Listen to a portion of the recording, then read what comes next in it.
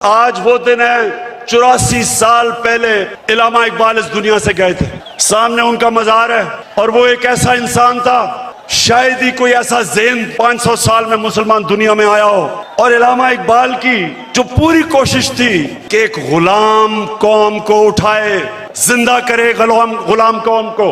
ان کی اتنی شاعری ہے، لیکن جو مجھے سب سے زیادہ پسند ہے اور آج جو میں ایک فکرہ کہنا چاہتا ہوں کہ اس رزق سے موت اچھی ہے جس رزق سے پرواز میں آتی ہے کوتاہی. یہاں 1940 میں جب قائد اعظم نے پاکستان کی ریزولوشن قرارداد پاکستان پاس کی تھی، کیوں ایک اتنی بڑی خواب انہوں نے یہ اناؤنس کی تھی کہ ہندوستان کے مسلمانوں نے فیصلہ کیا کہ ہم ایک آزاد ملک میں رہنا چاہتے ہیں. یہ پاکستان صرف اس خطے کے مسلمانوں کے لیے نہیں تھا.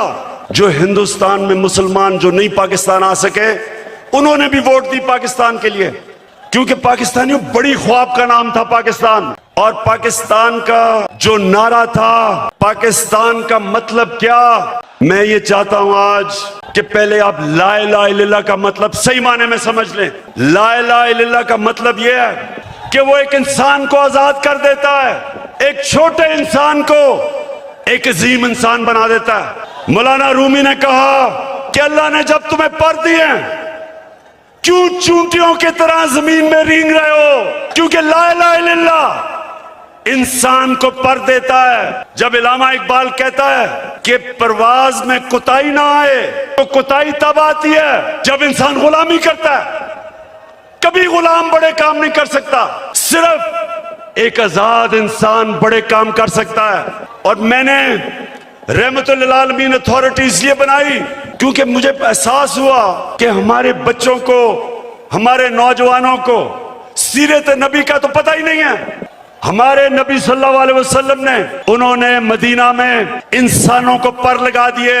وہ عرب جن کی کوئی حیثیت نہیں تھی، دو سپر پاور تھی دونوں طرف، پرشین اور رومن ایمپائر، بیزنٹائن ایمپائر، بیچ میں وہ عرب جن کی کوئی حیثیت نہیں تھی. میں نے اس لیے اپنے بچوں کو فیصلہ کیا کہ ہم سیرت نبی پڑھائیں اپنے نوجوانوں کو، تاکہ آپ کو پتہ تو چلے کہ کیوں اللہ نے ہمیں حکم دیا ہے کہ نبی کے راستے پہ چلو، کیونکہ اس سے عظیم انسان کبھی آیا ہی نہیں. تو پاکستانیوں، میں چاہتا ہوں کہ آپ اپنا مقام سمجھیں. قرآن میں اللہ کہتا ہے کہ میں نے انسان کو اشرف المخلوقات بنایا، سب سے عظیم مخلوق. فرشتوں کو کہا کہ انسان کے سامنے جھکو. شیطان کو انہوں نے جنت سے نکالا ایک وجہ سے، عبادت تو وہ سب سے زیادہ کرتا تھا اللہ کی، کیونکہ اس میں تکبر تھا، کہتا میں انسان کے سامنے نہیں جھکتا. اور اللہ نے اسے کہا کہ تمہیں بھی اندازہ نہیں کہ میں نے اس کو کیا صلاحیتیں دی ہیں. اور قرآن میں پھر یہ بھی ہے، جب انسان اوپر جاتا ہے تو فرشتوں کے اس سے اوپر چلا جاتا ہے، لیکن جب وہ گرتا ہے جانوروں سے نیچے گر جاتا ہے.